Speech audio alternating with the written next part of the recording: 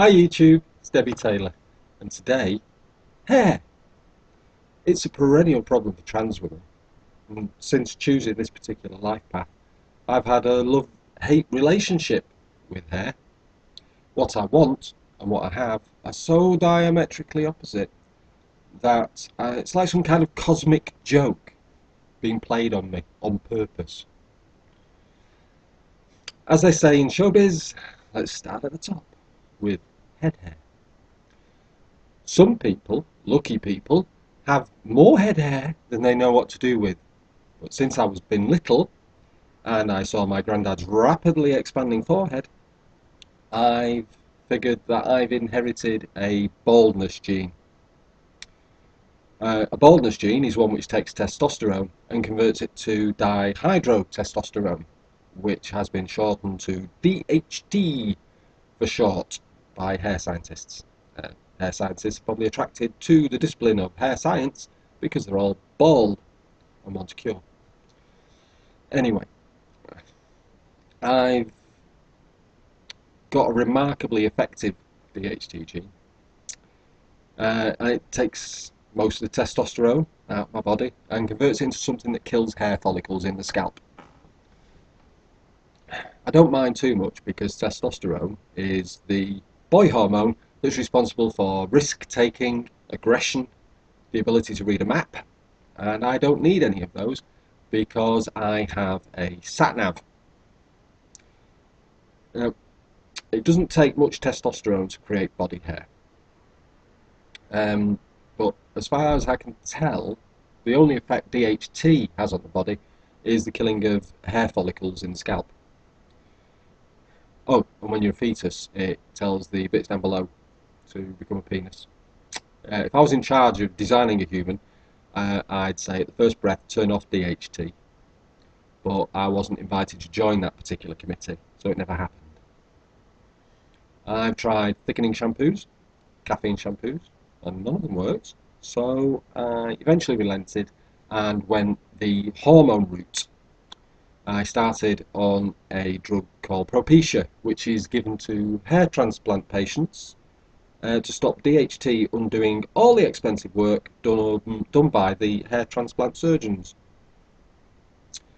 The side effects of Propecia, which I read with interest, are inability to get any kind of prostate problem, because that's what the drug was even originally invented for, the slowing of the growth of body hair, and in rare cases, gynecomastia, which is the growth of breasts in men.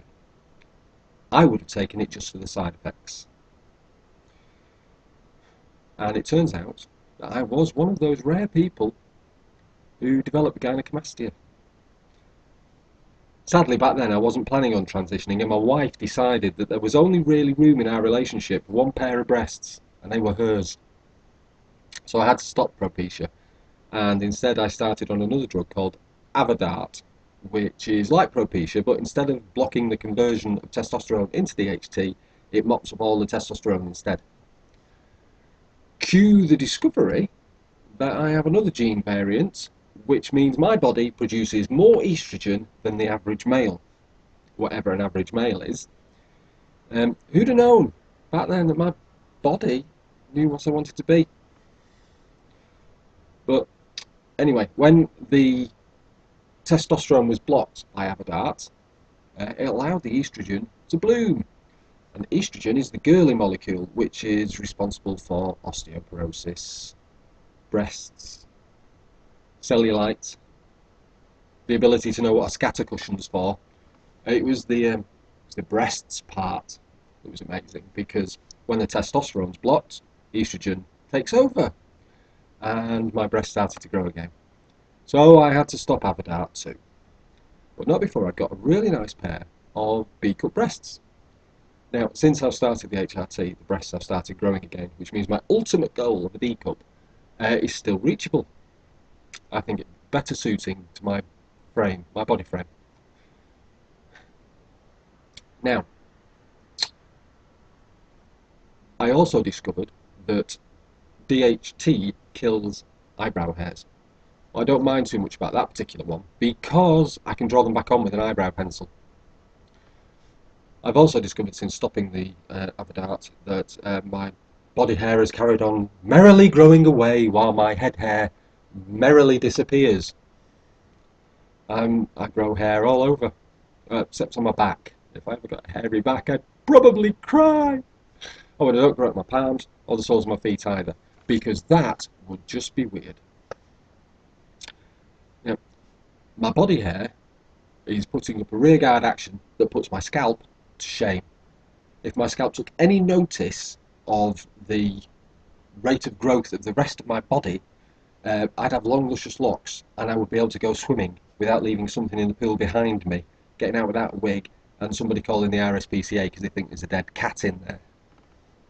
But with DHT rapid efficiency that makes the Third Reich look positively mundane, my head hair's gone, my body hair's growing. So I have a hair removal regime. I used to shave and shave and shave, so much so that I was removing enough hair each week to fill all the cushions in IKEA. So when you find a plump cushion in IKEA, think of me. But shaving the face that often can actually get sensitive. So I opted for something called IPL, Intense Pulsed Light, which is a bit like laser, but cheaper, a lot cheaper. You have to finish the course of IPL though, otherwise it doesn't work at all, and you've wasted all the money you paid. But it does work, generally. I still have to shave because I have these little transparent hairs. The ways my body has come up with to frustrate me in hair removal is amazing. Transparent hairs, who knew? What am I, a polar bear? And I tried electrolysis, but when the consultant asked me what it felt like, I said it felt like she was sticking needles in my face, which is what she was doing. And it's far too painful for me to actually bother removing these last few hairs. I'll shave them off. So that's an understatement. It's excruciating. For the rest of my body, from the neck down, I'd like to be dipped in a vat of Veet, left for 10 minutes, and then hosed down. But they don't sell vats of Veet, it comes in tubes. And I can go through an entire family pack size of Veet in one go. I should have bought shares in Veet. I've used so much of the stuff.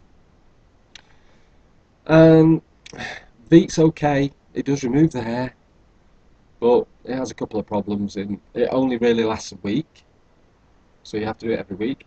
And if you get it on your nipples, it really, really hurts. Don't try this one at home, just take my word for it. So I got an epilator. That's a medieval torture implement, powered by electricity, and it rips hairs out of your body by the roots. It's very painful, and once a week or so, I would pluck up the courage to pluck and attack an area that needed doing. I have to do that on my own because it's loud. Not only does it sound like it's powered by a jet engine, I scream. You've never felt anything like it. So I tried using those wax strips, at home ones, and then spent an afternoon in the shower trying to remove all the little bits of waxy paper that hadn't come off when I pulled. This meant I decided I would go to a salon and get it done professionally. This was the single best move I have made in my war on hair. Although it still hurts, I don't scream because, like with the IPL, there's a nice lady there, and the last vestige of my male pride means I keep quiet. Also, the person doing the waxing can see and reach bits of the body that you didn't know existed and just rip the hairs out. It doesn't hurt as much now as it used to, because I think she's also ripped the nerve cells out. Job's a good one. I still do use an epilator. I use it on my underarms. For some reason it doesn't hurt there. And I still use Veet on what I would politely call crevices.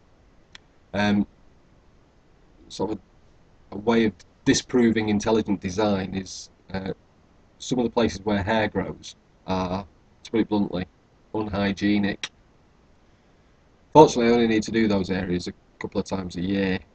It's fortunate because it's like sitting in a hot curry, if you know what I mean. Anyway, the hormone replacement therapy has been quite good. It has slowed the hair growth.